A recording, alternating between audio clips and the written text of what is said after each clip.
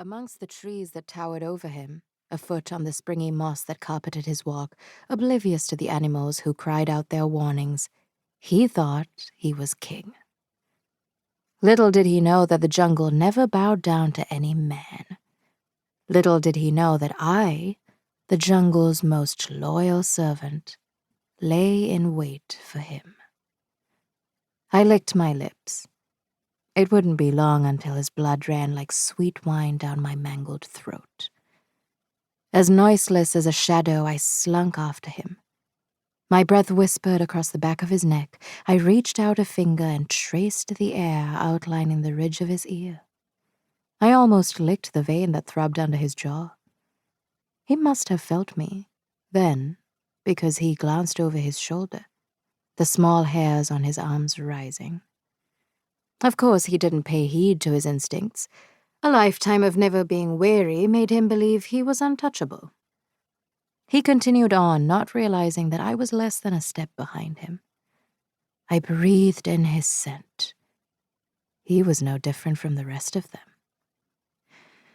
Unable to help myself, I gave the lightest chuckle, so soft he wasn't even sure he heard it.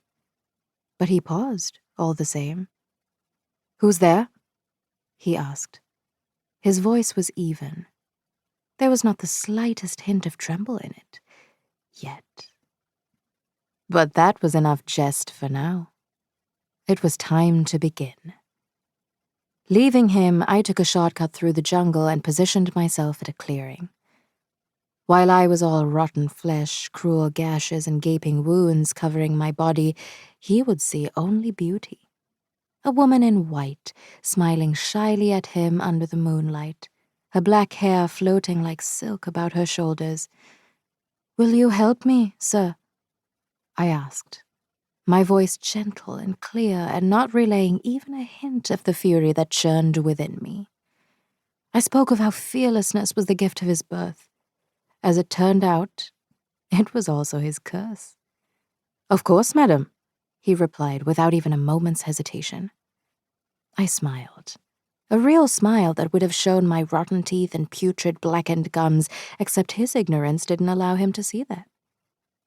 I led him deeper into the jungle, so deep that I was certain no one could hear the screams that would soon come. He followed me readily, a puppy who had just found a new bone. He grinned at me when I turned to face him, his eyes sparkling with expectation. And in a flash of anger that shot through me, I revealed my true self. Gone was the lustrous hair, replaced with chunks that fell away from my scalp, a tangled, stinking mess. Gone were the soft lips that he undoubtedly imagined grazing his own, my own ripped to shreds that were bloodied and foul.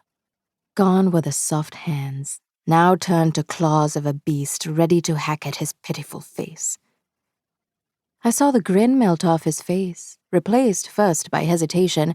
Were his eyes playing tricks on him in the darkness? And then, finally, by fear. A shiver of pleasure hummed through me as his pupils grew and his mouth opened in a silent gasp. Blood was delicious, of course, but the look of dread in a man who was unspoiled by the horrors of the world was what led me to the jungle in the first place. It was what kept me here.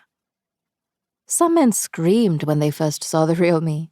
Others cowered, frozen in place, but not him. He turned around and fled. So he wanted to play. Wonderful.